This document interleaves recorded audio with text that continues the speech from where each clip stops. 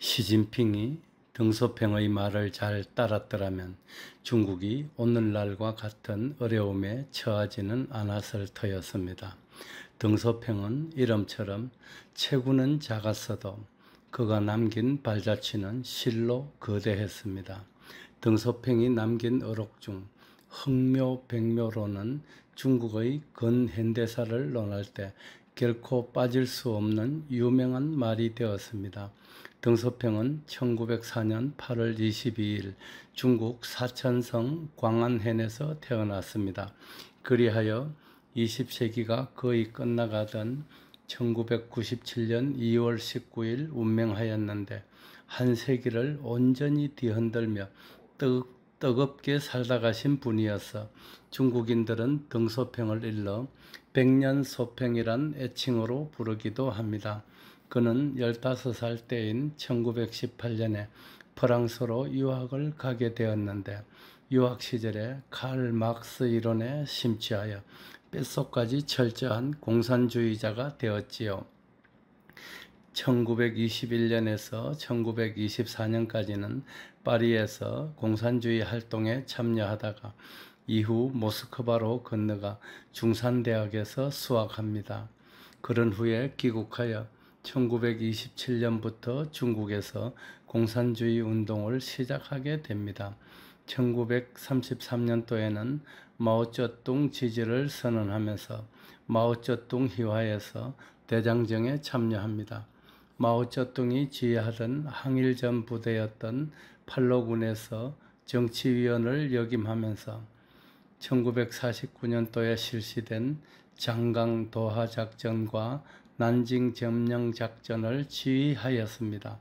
이런 굵직한 작전을 성공적으로 완수하면서 등소평은 마오쩌둥의 신임을 얻게 되었고 중화인민공화국의 수립에 결정적인 공헌을 하게 된 것입니다. 한국전쟁이 한창이던 1952년도에는 정무원 부총리를 역임하였고 1954년도에는 당중앙위 비서장까지 승진하게 되었습니다. 1955년에는 정치국 위원으로까지 올라가지요. 등소평의 승승장구는 마오쩌둥의 특별한 신임 없이는 불가능한 일이었습니다. 하지만 문화대혁명의 추진 과정에서 개혁주의자인 등소평의 부상에 위기의식을 느낀 마오쩌둥은 그의 부인인 강청 등 사인방과 홍위병을 앞세워 정적들을 무자비하게 제거했는데 개혁 세력의 대표주자였던 등소평도 예외일 수 없었습니다. 하루아침에 모든 권력을 잃고 유배까지 당하는 처지가 된 것입니다. 등소평의 장남 등박방이 척추장애자가 된 것도 당시 마오쩌둥 측의 심한 고문을 견디지 못한 상황에서 건물 4층의 유리창을 깨고 탈출하다가 발생한 불상사였습니다. 1976년 마오쩌둥의 사망과 함께 마오쩌둥이 의욕적으로 추진하던 문화대혁명이 막을 내리자 중국은 대혼란기에 접어듭니다. 이때부터 등소평의 숨은 실력이 드러나게 되지요. 가족들과도 뿔뿔이 흩어져서 농촌으로 하방되었던 당시 등소평의 나이가 65살이었습니다. 3년 4개월여의 유배 생활을 마치고 1978년 중앙정치 무대에 복귀한 등소평은 젊은 지도자들을 이끌고 정치적 적국이었던 미국, 일본, 유럽 등을 방문하여 견문을 넓힙니다. 등소평은 시장경제를 도입하면서 삼보주, 세 발자국을 걷다라는 뜻입니다. 라는 목표를 세웁니다. 제1보는 인민이 먹고 사는 문제를 해결한다. 제2보는 인민의 생활 수준을 중류 이상으로 향상시킨다. 제3보는 중국의 현대화로 일컬어지는 대중사회를 실현하는 것이었습니다. 여기서 우리가 주목해야 할 점이 있습니다. 1979년 청년 지도자들과 함께 미국 방문을 마치고 돌아온 등소평은 당시까지의 사상체계를 완전히 뒤집는 혁명적인 발상을 하게 됩니다. 그것은 굳이 공산주의만을 고집할 것이 아니라 공산주의든 자본주의든 인민이 잘 살도록 하는 것이 최고라는 발표를 하기에 이른 것이지요. 그 이론의 핵심이 흥묘백묘론입니다.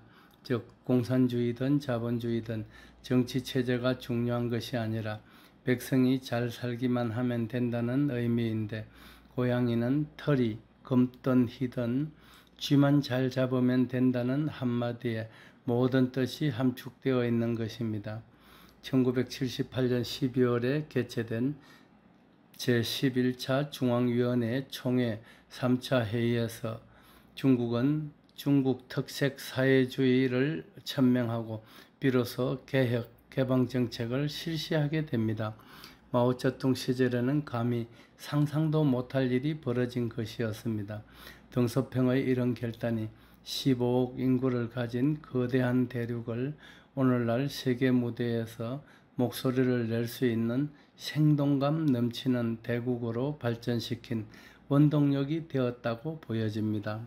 우리도 대한민국을 세계 최고의 반열에 올려줄 당당한 지도자의 출현을 기대해 보는 것은 비단 한금손 혼자만의 바람이 아닐 줄 믿습니다. 검든 희든 털의 색깔이 중요한 것이 아니라 쥐를 잘 잡는 고양이가 최고인 때문입니다. 식품이든 약품이든 인체 내의 염증을 잘 없애서 사람을 건강하게 하는 것이 최고의 영약이라고 생각하는 한금손입니다. 해죽선은 우리 국민을 살리고 시대적 소명인 대한민국을 출산 강국으로 이끌어 반석 위에 세워나갈 최고의 걸작품이 될 것으로 믿어 의심치 않습니다.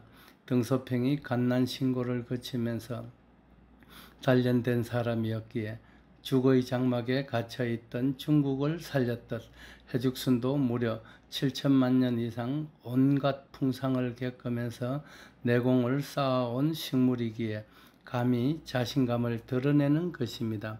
해죽순은 지구상에서 가장 많은 폴리페놀을 함유한 귀한 식물입니다.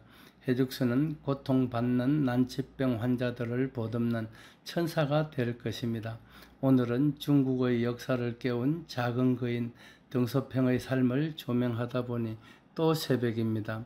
현재의 중국을 이끌고 있는 시진핑이 덩소평의 절반 정도만 해서도 중국이 지금처럼 세계의 왕따가 되지는 않았을 것이라는 부질없는 생각을 하면서 글을 접습니다. 감사합니다. 2023년 9월 13일 이른 새벽에 새벽을 깨우는 사나이 한금손 배대열 올림. 배대열의 세상만사. 구독과 좋아요를 눌러주시면 황금손은 큰 힘을 얻습니다.